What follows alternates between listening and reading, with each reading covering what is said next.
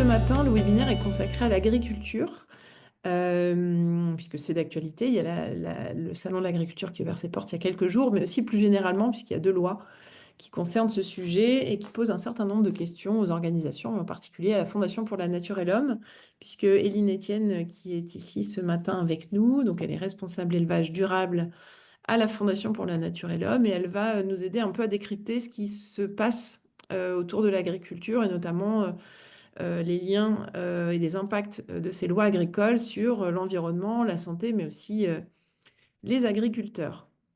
Alors, quelques mots avant de laisser la parole à Éline. Donc, Éline interviendra jusqu'à 9h15. Il y a ensuite un temps de questions-réponses via le chat, via l'espace de discussion que vous trouverez en bas de l'écran Zoom, dans lequel vous pouvez poser des questions. Vous pouvez poser des questions pendant qu'Éline intervient, mais aussi à l'issue de sa présentation, bien sûr. Et donc, pendant 15 minutes, moi, je transmettrai les questions directement à Aline pour qu'elle puisse y répondre. Et ça permet de traiter un certain nombre de questions en assez peu de temps, puisque l'objectif, c'est vraiment de terminer à 9h30, comme on le fait d'habitude. Donc, le webinaire est enregistré, donc sera disponible en replay également pour celles et ceux qui n'auraient pas pu se connecter ce matin. Voilà, bah, Eline, je te laisse la parole jusque 9h15. Et ensuite, on passe aux questions. Merci. Bonjour Amandine, bonjour à toutes et tous. Merci beaucoup pour l'invitation. Donc, je travaille à la Fondation pour la Nature et l'Homme et on a suivi effectivement deux lois qui sont pour l'une adoptée, pour l'autre en cours. Il s'agit de la loi d'orientation agricole et de la loi qu'on appelle la PPL du plomb. Je vous en dirai plus. Et puis l'idée aussi de parler plus généralement d'agriculture depuis un an dans le contexte des mobilisations agricoles et puis des élections aux chambres aussi, dont les résultats sont tombés il y a une semaine ou deux. Un contexte où on est très inquiet. J'espère pas trop vous déprimer ce matin, mais voilà, je pense que si vous lisez l'actualité agricole et environnementale, vous avez conscience qu'on est dans une période avec énormément de reculs environnementaux, de solutions aussi qu'on juge pas forcément pertinentes. Mais voilà, ça va être le programme de ce matin. Alors, donc sur ce programme, donc l'idée, ça va être d'analyser un petit peu la loi d'orientation agricole qui a été adoptée la semaine dernière en vitesse avant le Salon de l'agriculture, de discuter aussi plus généralement des différents reculs suite aux mobilisations agricoles, même si vous allez voir, c'est évidemment très entremêlé, de parler aussi de ce qu'on appelle la PPL du plomb. D'ores et déjà, on va pouvoir catégoriser les différents reculs environnementaux qui sont à l'œuvre, qui sont à la fois liés à ce qu'on appelle le droit environnemental et aux atteintes à la biodiversité, de manière encore plus précise sur l'utilisation des pesticides, et puis les élevages intensifs et les méga-bassines. C'est vraiment les quatre types, quatre gros types de reculs environnementaux dont je vais vous parler ce matin. Et puis évidemment, on essaiera aussi à chaque fois de voir pour chacun de ces reculs qu'est-ce que ça veut dire et est-ce que ça nous semble pertinent, y compris d'un point de vue socio-économique. Voilà, programme ambitieux. J'espère qu'on finira à temps. Je vais me dépêcher. Alors, peut-être quelques mots sur la loi d'orientation agricole. C'est toujours intéressant de savoir, de connaître un peu la généalogie des projets qui sont adoptés. À la base, la loi d'orientation agricole, qui est maintenant loi pour la souveraineté alimentaire, est issue d'une promesse de campagne d'Emmanuel Macron de 2022. Et même, on pourrait remonter à plus longtemps. Dans son premier quinquennat, il y avait déjà l'idée d'avoir une grande loi foncière qui n'a pas vu le jour.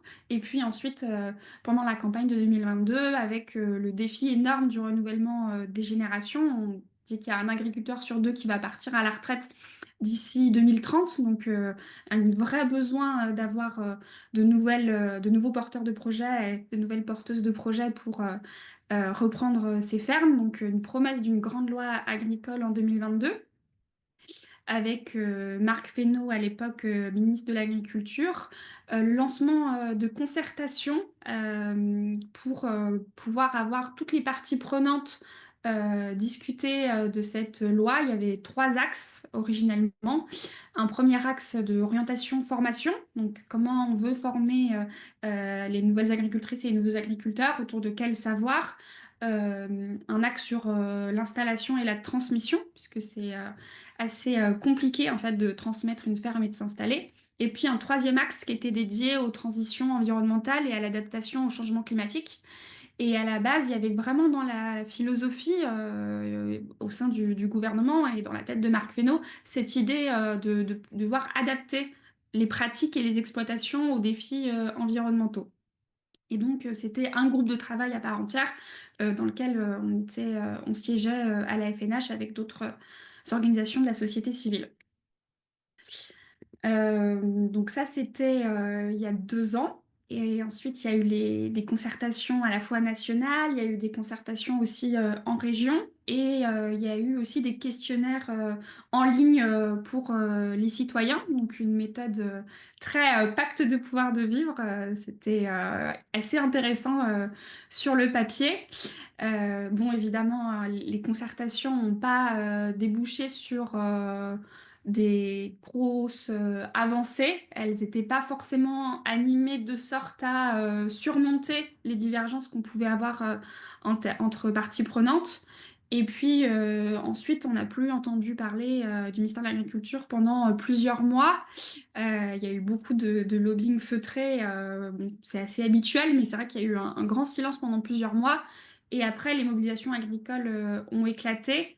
Et donc, la loi a été progressivement vidée de ses ambitions. Alors, d'abord sur l'axe 3, la transition agroécologique, mais y compris sur les autres axes.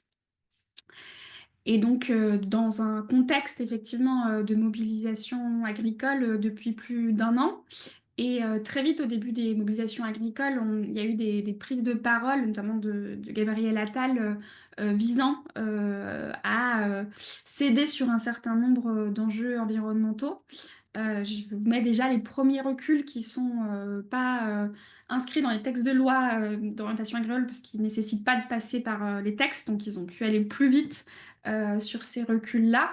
Le premier, c'est sur la PAC, la politique agricole commune, donc les subventions publiques qui sont données par l'Union européenne à la France, qui les donne aussi ensuite aux agriculteurs. Il y a eu des premières dérogations aux conditions environnementales pour toucher ces subventions. On a des conditions de rotation des cultures, de certains montants de prairies par région, et puis de ce qu'on appelle les jachères, qui sont des infrastructures agroécologiques. Ça pourrait être des haies, des mares, des murs, et c'est quand on n'a vraiment rien d'autre, des jachères. Donc, dérogation obtenue. Il y a eu très vite, à la stupéfaction générale, la suspension du plan Écophyto et un changement d'indicateur pour mesurer les progrès faits dans la réduction des pesticides. Qui dit changement d'indicateur dit en général, en période de turbulence politique, moindre ambition. Et puis, on a eu l'Office français de la biodiversité qui a été très vite ciblé. Et depuis 1 an, dans les discours, de manière générale, au-delà des lois que je vais présenter, un tabou sur la question de l'amélioration des pratiques environnementales et même l'environnement présenté comme bouc émissaire du malheur des agriculteurs qui vivraient dans la peur des contrôles, et l'environnement expliquerait le fait qu'il y ait des agriculteurs qui sont dans des conditions de pauvreté importantes. Pour en revenir du coup à la LOA qui ensuite est passée à l'Assemblée nationale au printemps. Ensuite, il y a eu la dissolution et donc elle est passée au Sénat en décembre, janvier, et puis elle vient d'être adoptée la semaine dernière. Alors, je vous fais pas le replay de toutes les évolutions entre les deux chambres, etc. Là, j'ai vraiment gardé le texte tel que adopté la semaine dernière. On va commencer par l'article 1, qui est vraiment un article de vision de l'agriculture, un article qui touche au code rural et donc qui est vraiment là pour présenter quelles sont les grandes orientations que la France se donne pour son modèle agricole. Et donc, c'est toujours l'article qui a fait l'objet de plus de débats dans l'hémicycle, évidemment. Alors cet article-là, il retranscrit une vision qu'on appelle productiviste, avec énormément de mentions à la question de la production, d'avoir des objectifs de production, de devoir être un pays exportateur, de devoir être compétitif. Et ça, c'est des éléments qui étaient beaucoup moins présents initialement à l'Assemblée nationale et qui ont été renforcés au Sénat, cette vision très très productiviste, compétitivité, etc. Avec des éléments un petit peu emblématiques pour nous, ONG environnementales.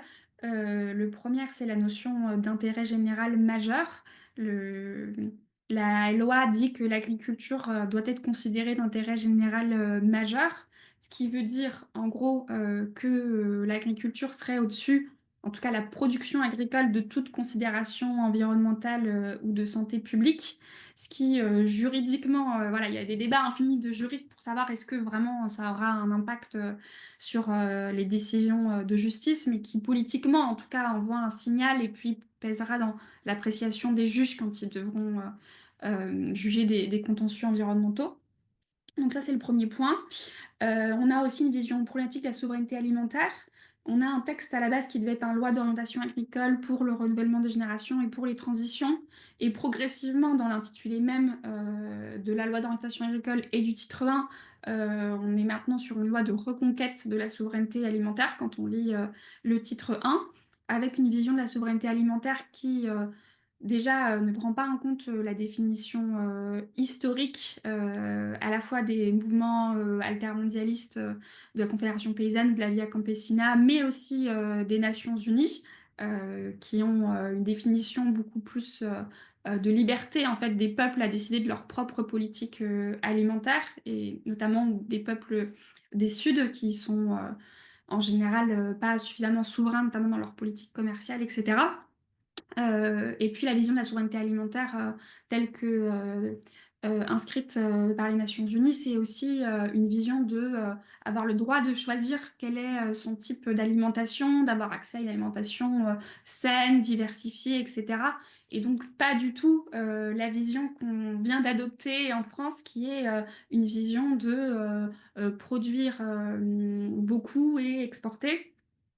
Et donc, pas du tout non plus une vision qui serait sur l'autonomie ou la résilience. Là, l'idée, c'est vraiment d'augmenter le potentiel de production et de pouvoir exporter. Euh, et d'ailleurs, on a aussi eu au Sénat une petite surprise, l'ajout d'un principe de non-régression de la souveraineté alimentaire.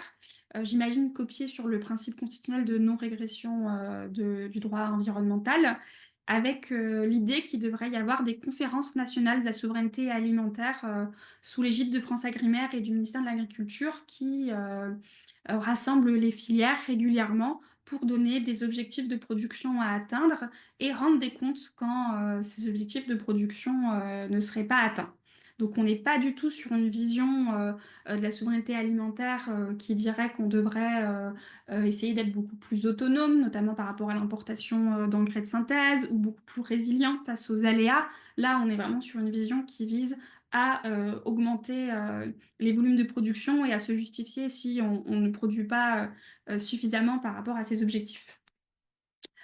Ensuite, dans l'article 1, vous avez sûrement dû le voir, on s'est beaucoup mobilisé à la FNH et avec toutes les organisations de la société civile qui travaillent de près ou de loin sur l'agriculture et l'alimentation autour des objectifs de surface en agriculture biologique. Au printemps, le gouvernement avait supprimé les objectifs de surface en bio, la loi d'orientation agricole. Il avait ensuite dû rétropédaler en s'engageant à les réintroduire. Et puis, surprise au Sénat, non seulement ils n'ont pas été réintroduits, mais en plus de nouveaux reculs sur les pesticides ont, eux, été introduits. Et donc, on a lancé cette pétition avec une tribune pour montrer qu'on s'éloignait des préoccupations des citoyens en matière d'environnement et de santé publique. Et aussi en martelant qu'on ne pouvait pas à la fois dire qu'on n'avait pas de solution sur les pesticides, puisque l'article 1 dit qu'en cas de non-solution sur les pesticides, il ne faut pas les interdire, même quand leur toxicité est avérée. Et donc, nous, tout notre discours, c'était de dire qu'on ne peut pas parler d'impasse technique sur les pesticides si en même temps on renonce à développer l'agriculture biologique qui, elle, se passe de pesticides et qui donc montre que c'est possible techniquement de faire ça.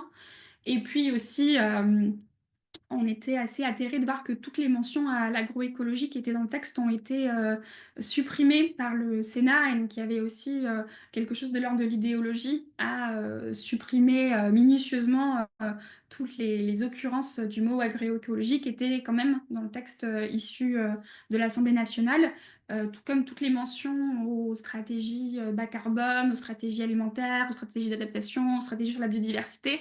Toutes ces mentions environnementales avaient été effacées par le Sénat. Et donc, selon nous, c'est pas une question d'impasse technique, mais on est face à un réel choix politique délibéré d'arrêter la transition agroécologique. Ensuite, sur les autres volets, je vais aller un peu plus vite sur la question de l'installation et de la transmission ou de la formation, déjà parce que c'est pas des sujets qu'on couvre énormément, et en plus parce que de l'aveu même des organisations qui travaillent sur ces sujets, on a un texte qui est assez vide. On a réussi à imposer d'avoir un objectif d'installation dans la loi, c'était pas gagné, donc on a un objectif en gros qui est à 2035 de maintenir le nombre d'exploitations et d'exploitants. Il en faudrait beaucoup plus que simplement un maintien. Après, ce serait déjà bien si on se maintenait. Et ça semble un petit peu ambitieux quand on garde le peu de levier sur la table en face pour répondre à ces objectifs-là.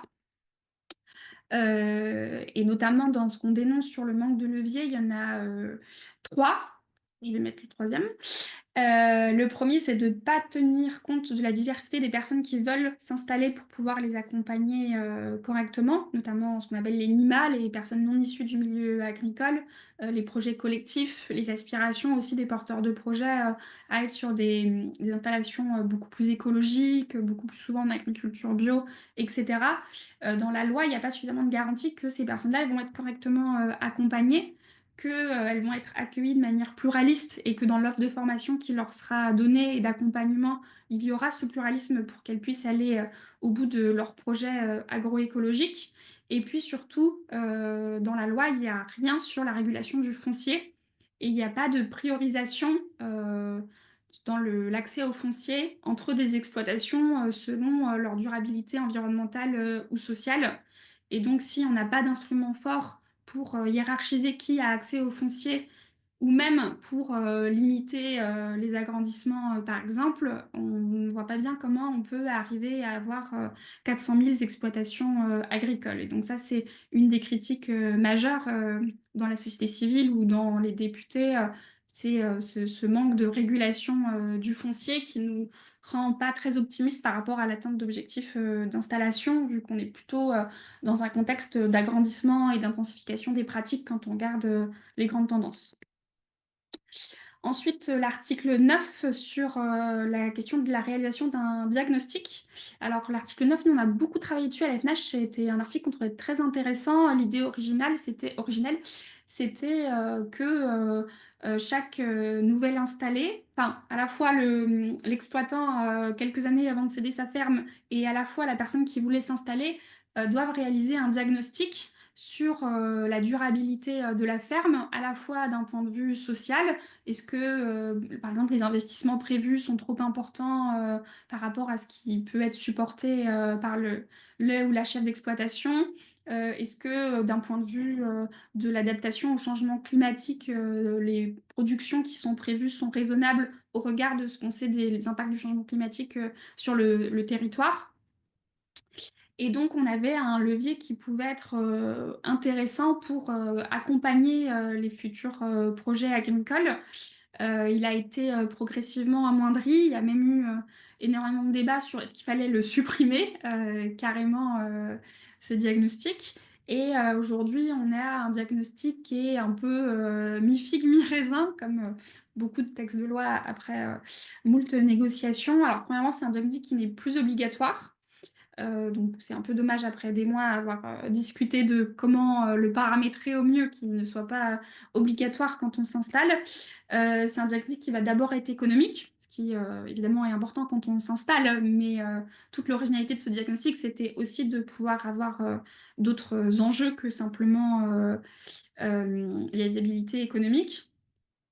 Alors, on a quand même le volet adaptation dans le diagnostic avec un stress test climatique. Donc ça reste intéressant pour les porteuses de projets qui feront ce diagnostic. En revanche, sur le volet environnemental, toutes les mentions à la question de la qualité des sols, du taux de matière organique, de la résilience, etc., ont été enlevées, ou même je sais pas, est-ce qu'un projet dont on sait qu'il émettrait énormément de carbone ou qui serait énormément intensif pour les sols, est-ce que ce projet serait viable?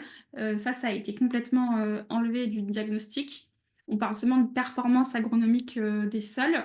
Donc, potentiellement, sous-entendu, il ne faut pas trop les épuiser, mais bon, c'est presque optimiste d'avoir cette interprétation-là. Et puis quand même une mention à la nécessité d'accompagner les porteuses de projets, les porteurs de projets à maîtriser leurs coûts et leur utilisation d'intrants. Donc voilà, peut-être il y aura des conseils pour pas utiliser trop de phyto, mais ça sera à l'appréciation des chambres d'agriculture. Ensuite, et je vais accélérer un petit peu, il y a tout le volet simplification. Donc ça, c'est ce dont on entend beaucoup parler dans les journaux, ce qui évidemment cristallise le plus de tension côté ONG environnemental. C'est un volet, le titre 4, qui a été complètement ajouté suite aux mobilisations agricoles. Il n'était pas du tout prévu initialement. Et voilà, il a été ajouté avec un certain nombre de reculs environnementaux. Le premier et le plus grave, c'est la dépénalisation de destruction des espèces protégées, avec des inventions juridiques de non-intentionnalité et de présomption de bonne foi. Donc concrètement, ça veut dire que si un agriculteur détruit une espèce protégée, mais qu'il est de bonne foi et qu'il n'a pas fait exprès, il n'y aura pas de peine ou alors une amende légère ou un stage de sensibilisation, mais plus du tout de poursuite pénale comme ça pouvait être le cas précédemment, en sachant que évidemment la non-intentionnalité, elle est impossible. L'intentionnalité, par contre, pardon, est impossible à prouver. Est-ce que quand vous grillez un stop, vous l'avez fait exprès ou pas? C'est compliqué de prouver l'intentionnalité. Et puis la présomption de bonne foi, qui est assez démagogique, j'y reviendrai, c'est le mot que j'utilise le plus pour parler de ce volet simplification, c'est vraiment le côté démagogique. Ensuite, des articles sur la simplification de la destruction de haies. Et puis article 15 sur méga-bassines et bâtiments d'élevage intensifs, avec une facilitation de la construction du coup de ces méga-bassines et ces bâtiments d'élevage via des délais de recours pour les associations de riverains ou associations environnementales moindres, des amendes aussi moindres. Et puis j'ai découvert hier soir que si on construit un bâtiment sans le déclarer, mais qu'on est de bonne foi, c'est pas grave. Et si on dépasse les seuils, mais que de 15%, c'est pas grave non plus. Donc voilà les inventions juridiques de ce volet simplification. Avec, et je vais y revenir, comment dire, il va y avoir énormément de recours devant le Conseil constitutionnel, puisque la légalité de tel recul pose question, mais je vais y revenir. Et puis peut-être un scepticisme en fait sur les conséquences pour les agriculteurs, avec beaucoup de juristes qui disent qu'en fait on est plutôt en train de complexifier le droit et de le rendre très peu lisible.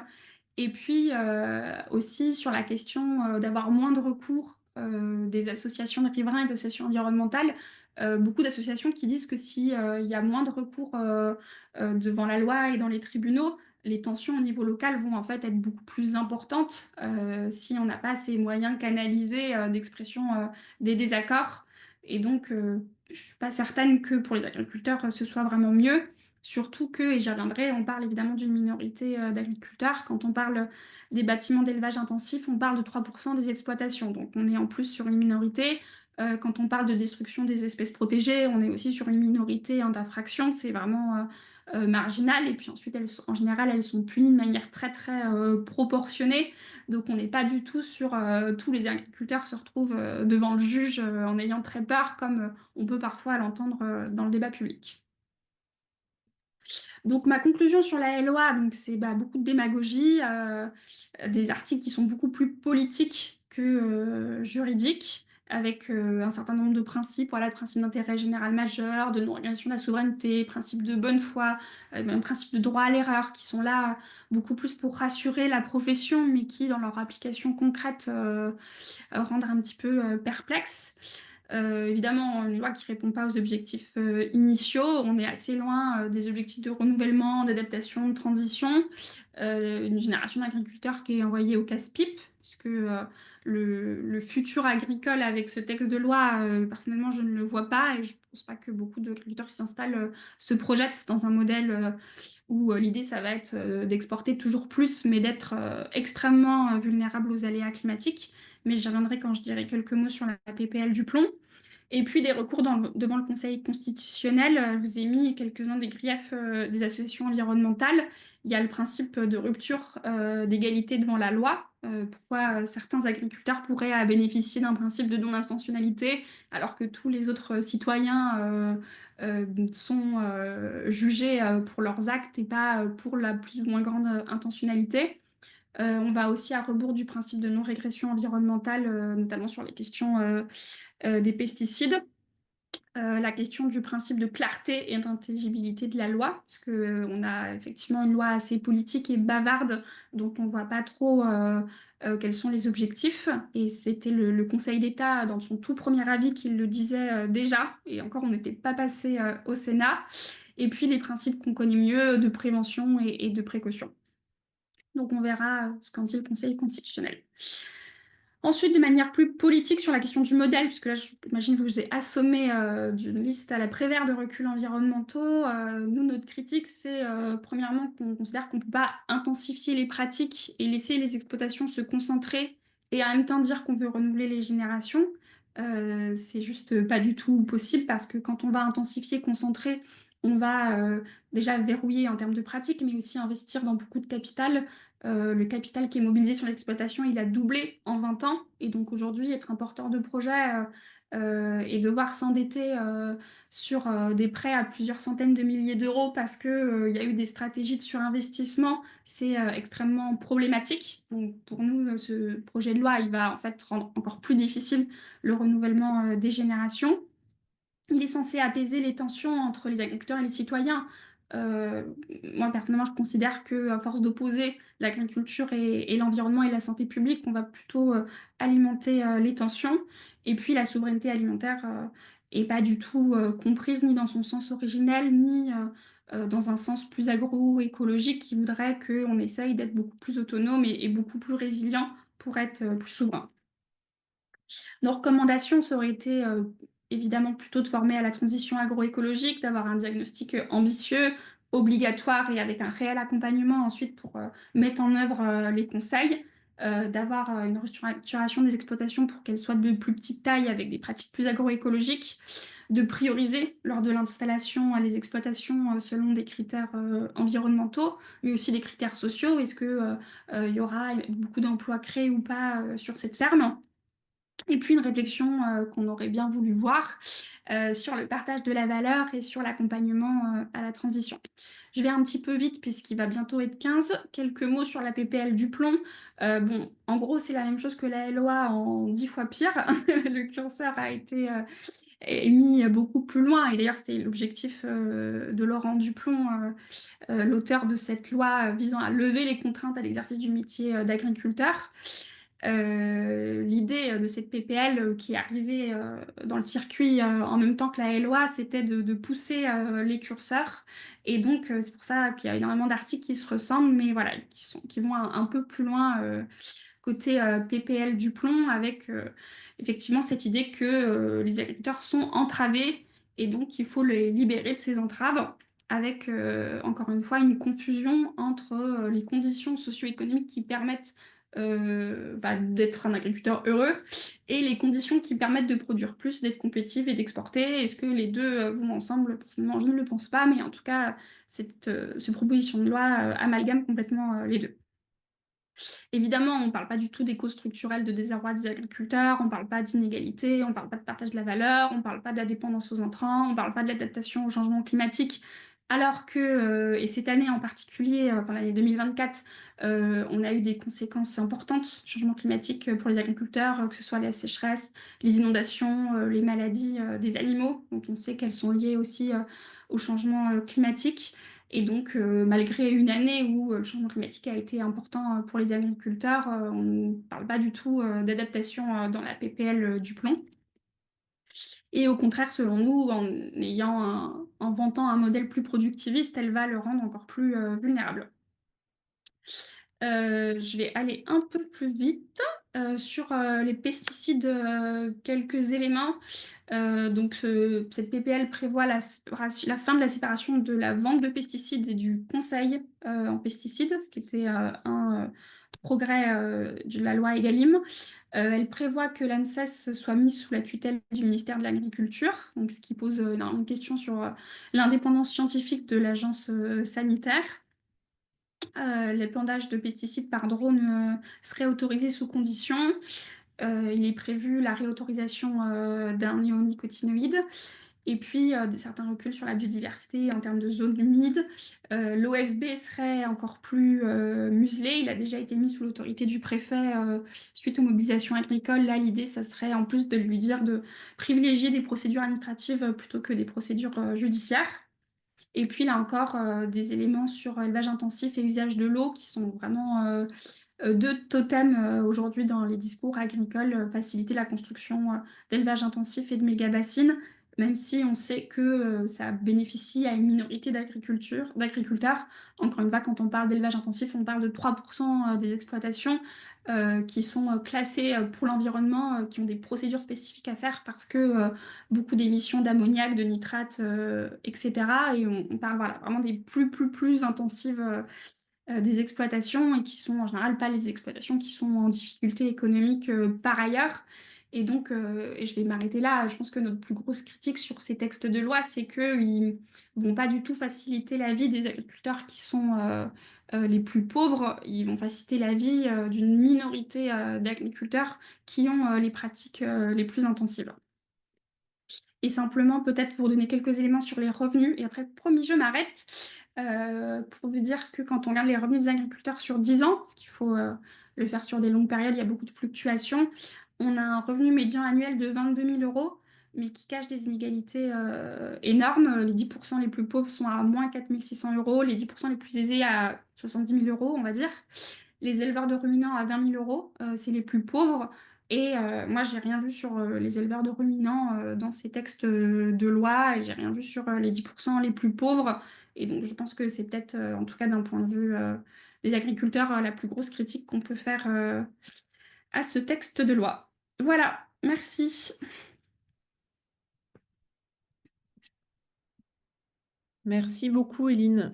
C'était très clair, très complet. Il y a déjà quelques questions. J'ai une petite question rapide avant. Tu parlais de la loi du plomb. C'est quoi les calendriers, les grandes lignes? Est-ce que tu peux nous les donner? Oui, alors elle est passée au Sénat parce que c'est un sénateur, Laurent Duplomb, qui l'a écrite. Et donc là, la question, ça va être est-ce que le gouvernement met cette loi à l'ordre du jour à l'Assemblée nationale? A priori, ce sera le cas et a priori, ce serait pour avril. Ok, merci beaucoup. Alors, merci. N'hésitez pas à poser des questions dans le petit chat. Il y en a déjà quelques-unes, mais n'hésitez pas. Il y a une première question, tu l'as évoqué rapidement, sur les résultats des élections professionnelles, il y a quelques semaines, la semaine dernière, ou il y a 2 semaines. La question de Nicolas, c'est ne faut-il pas reconnaître que votre discours très respectable sur l'agroécologie est très minoritaire dans la profession et que Mm. ça paraît difficile d'organiser l'agriculture contre l'avis de la grande majorité des agriculteurs? Et donc, comment on fait justement pour peser là-dessus et faire aussi avec eux? Oui, tout à fait. Quand on regarde les scores des résultats des chambres, en gros, on a la FNSEA qui a perdu non seulement 13 départements, mais qui, en plus, en nombre de voix, a beaucoup perdu, parce qu'il y a un mode de scrutin qui fait il y a une prime au premier. Et donc, la FNSEA s'est quand même bien maintenue, alors que quand on regarde le nombre de voix, c'est vraiment une hémorragie et je pense une grosse remise en cause en cours, en tout cas, j'espère. Là, effectivement, la coordination rurale qui a gagné beaucoup de départements et beaucoup de voix, et en gros, la Confédération paysanne, dont on est le plus proche idéologiquement, qui se maintient à autour de 20% des voix. Donc, effectivement, nos idées, enfin, en tout cas, les syndicats qui sont les plus proches de nos idées, est à 20%. Alors, comment faire par rapport à ça? Je pense que, alors moi, j'aime beaucoup comparer ce qui se passe dans le monde agricole à ce qui se passe politiquement en France, avec en gros, en France, un bloc central qui est érodé À chaque élection, enfin, voilà, on a vu aux élections européennes ou aux élections législatives que le bloc central est remis en cause, qu'il y a une grosse vague de dégagisme et l'extrême droite qui monte et qui agglomère un certain nombre de colères, à la fois de personnes très précaires, à la fois de personnes pas forcément précaires, mais qui euh, expriment un ras-le-bol. Et donc, sur l'agriculture, on est un peu là-dessus. Il y a une grosse vague de dégagisme par rapport à la FNSEA qui s'exprime via la coordination rurale, qui est la plus vocale, la plus violente aussi dans ses actions. Et on a du mal à en faire entendre une autre voix. Ça, c'est vrai. Je pense que les médias n'y aident pas non plus. Et après, donc ça, c'est sur l'environnement. Effectivement, c'est compliqué. Je pense que le fait aussi de voilà, marteler toute la journée qu'il y a trop de contrôle, etc., et de monter en épingle cette question des contrôles, alors que finalement, quand on regarde les chiffres, en fait, très peu d'agriculteurs sont vraiment contrôlés. Ça participe de ça. Après, je nuancerai sur les aspects socio-économiques de la coordination rurale. Un programme, ce serait beaucoup dire, mais en tout cas, a quand même beaucoup d'éléments sur la question du partage de la valeur, sur la question du foncier. Et en fait, on se rejoint quand même beaucoup sur les enjeux socio-économiques. Donc là-dessus, je pense pas qu'on soit à côté de la plaque. Après, effectivement, sur les enjeux environnementaux, il y a cette vague de colère et qui, pour moi, a été beaucoup montée en épingle, mais qu'il faut entendre. Et juste dernier point, pardon. Quand on regarde là où la coordination rurale monte, c'est vraiment dans les territoires qui sont touchés par le changement climatique. Et on voit une grosse corrélation, par exemple, entre les épisodes de sécheresse ou de maladie et le vote coordination rurale. Donc il y a aussi un désarroi, une impuissance par rapport à ces conséquences-là du changement climatique. Et malheureusement, qui s'exprime pas différemment, mais qui n'est pas non plus... il n'y a pas non plus d'offre politique ou de discours du gouvernement sur un accompagnement autre si ce n'est construire des méga-bassines pour repousser le problème. Merci. Il y a une question d'Elisabeth sur la santé publique. Elle dit qu'évidemment, on va augmenter les maladies neurogénératives, les cancers, les anomalies fétales, etc. Donc, quid de la prise en compte de la santé publique? Est-ce qu'elle est un peu, beaucoup, pas du tout dans cette loi? Donc, santé des agriculteurs, des citoyens, des consommateurs, etc. Non, non, bah, elle n'est pas du tout prise en compte puisque il y a deux éléments sur les pesticides. Le premier, c'est de dire qu'il ne faut pas que la France soit plus ambitieuse que d'autres pays en matière de pesticides. Donc, en gros, ça veut dire qu'on avait jusqu'à présent une stratégie pour réduire de moitié les pesticides. Comme tous les pays européens l'ont pas, on ne devrait pas l'avoir. Et puis, il y a la question qu'on ne peut pas interdire les pesticides si on n'a pas de solution alternative qui soit économiquement viable. Donc ça, c'est sujet à interprétation. Et donc, on voit effectivement que la priorité, elle est mise sur produire et pas sur des enjeux de santé publique. Et c'est pour ça d'ailleurs que l'ANSES est régulièrement aussi pointée du doigt, l'Agence de sécurité sanitaire, qui doit homologuer les autorisations de pesticides. Donc non, non, la santé publique est vraiment sous-priorisée, enfin dépriorisée même par rapport aux enjeux agricoles. Merci. Une question de Marjorie qui fait référence au rapport du Shift Project, mais aussi, tu l'as dit, en fait, à la consultation des agriculteurs. Est-ce que tous ces rapports, ces consultations, etc., tu en as évoqué aussi hein, dans les territoires, est-ce qu'ils ont eu un impact sur cette loi? Enfin, c'est-à-dire comment a été utilisée toute cette matière? Ah, c'est une bonne question. Sur les consultations au niveau local, bon, déjà c'était difficile parce que les modes de consultation n'étaient pas très transparents sur qui était invité, qui n'était pas invité, qu'est-ce qui remontait, etc. Enfin, on a aussi, il faut le dire, des syndicats agricoles qui sont extrêmement organisés, structurés et présents sur les territoires et qui ont aussi beaucoup influencé ces consultations. Inversement, la consultation citoyenne, je crois qu'elle a été faite en 2 semaines avec enfin, très peu en étant très très peu médiatisée. Donc les conditions n'étaient pas du tout optimales par rapport à ces concertations-là. Et ensuite, il paraît que le ministère de l'Agriculture les a lus attentivement, mais c'est vrai que j'ai pas retrouvé trace de certaines conclusions dans le texte. Enfin, pour le dire autrement, le temps et le contexte politique a joué contre nous, et ce qui fait que cette loi d'orientation agricole a été un peu kidnappée par le productivisme en chemin du fait du contexte politique. Merci. Moi, j'avais une question sur en attendant que d'autres questions s'inscrivent. Euh, le monde agricole s'est beaucoup mobilisé contre le Mercosur, donc avec des lignes qui ont bougé quand même sur la question de la mondialisation et de mettre des limites à cette mondialisation. Et pour autant, tout ce que tu racontes là, ça reste dans la droite ligne d'une agriculture productiviste, exportatrice, etc. Comment tu analyses cette tension-là? Parce que c'en est une vraiment très forte en fait. Oui, bah, c'est vrai que l'agriculture était assez libérale jusqu'à présent. On était très inséré dans les échanges d'import-export et c'était pas vu comme grave d'importer parce qu'on savait que par ailleurs on exportait et puis chacun avait ses avantages comparatifs. Et aujourd'hui, toute la journée, on nous dit on importe un poulet sur deux, on est assailli d'importation. Et donc il y a vraiment ce discours très très protectionniste qui, je pense, fait aussi écho à d'autres peurs dans la société de déclassement, du fait que voilà, la France serait moins une puissance agricole. L'envie aussi, je pense, juste d'être les meilleurs économiquement et donc du coup de pas importer. Et qui cohabite, effectivement, c'est paradoxal, voire un petit peu hypocrite, avec cette volonté exportatrice. Donc il faudrait effectivement ne plus rien importer, mais exporter toujours plus pour se rassurer, je pense, en fait, d'être une puissance, pour nourrir le monde aussi, comme on dit. Et donc effectivement, c'est assez paradoxal comme tension. Mais on voit qu'il y a beaucoup de fantasmes, enfin, notamment sur la question du Mercosur. Nous, on est évidemment très très mobilisés à la FNH contre le Mercosur, mais c'est vrai que quand on regarde les volumes qui sont vraiment importés, c'est étonnant que ça ait été la priorité des mobilisations agricoles, alors que on a 10% des agriculteurs qui ont des revenus négatifs. C'est vrai qu'on est dans une période euh, où on a du mal, je trouve, à prioriser les enjeux les plus importants pour les agriculteurs, et je parle même pas d'environnement, quoi.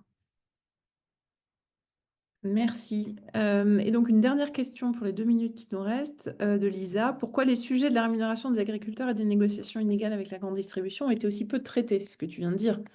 Alors que finalement, c'est un peu le cœur du sujet avec les questions environnementales. Donc comment tu analyses que ça soit pas une priorité, y compris dans le discours des syndicats finalement?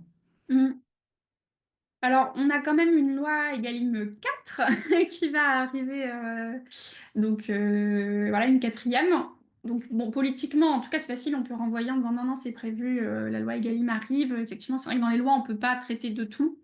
Voilà, donc ça, c'est pour essayer d'être compréhensible. Après, je pense qu'il y a beaucoup de fatalisme. Bah, comment dire? Je pense que sur le partage de la valeur, pour le coup, la coordination rurale traite ce sujet avec des propos assez véhéments sur l'agro-industrie, la grande distribution. Donc, il y a, je pense, aussi une adhésion à la coordination rurale pour cette raison-là.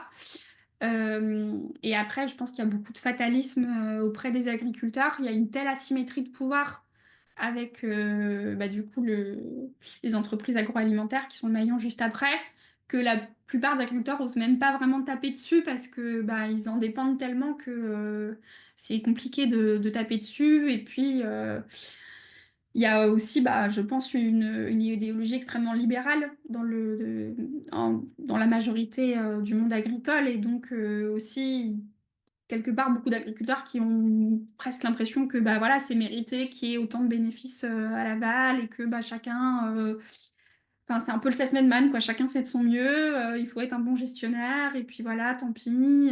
Donc il y a aussi cette idéologie-là qui est très imprégnée. Merci, merci beaucoup, Eline. Il est 9h30, donc on va s'arrêter. Merci pour cet état des lieux très utile dans la période pour comprendre ce qui se joue, ce qui se dit et ce dont on parle vraiment autour de ces lois agricoles. Comme je le disais, donc ce webinaire il sera disponible en replay, puis on va le relayer cette semaine dans ce contexte, mais encore une fois, d'actualité agricole. Évidemment, la FNH fait un certain nombre d'analyses, donc n'hésitez pas à les regarder. On mettra un certain nombre de choses en lien aussi sur le site du Pacte du pouvoir de vivre. Et je vous souhaite à toutes et tous une très bonne journée. Merci encore, Eline. À bientôt.